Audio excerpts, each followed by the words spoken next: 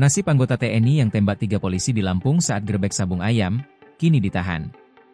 3 anggota polisi di Waikanan, Lampung, tewas setelah diduga ditembak anggota TNI, Senin, 17 Maret 2025. Ketiga anggota polisi tersebut ditembak saat tengah menggerebek judi sabung ayam.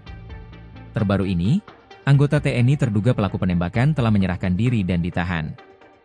Demikian yang disampaikan Kapendam II Sriwijaya, Kolonel Eko Syahputra Siregar.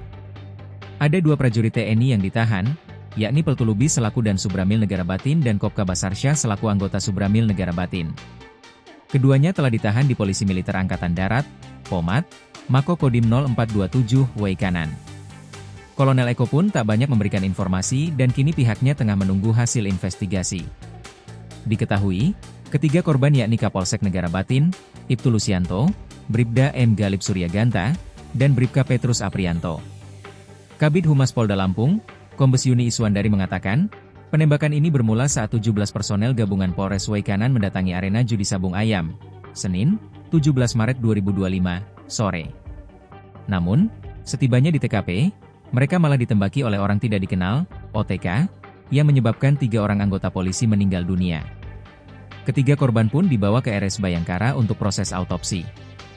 Kini Kapolda menuju TKP.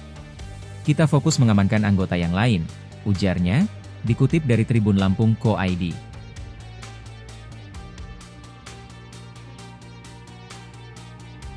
Download Tribun X sekarang, menghadirkan lokal menjadi Indonesia.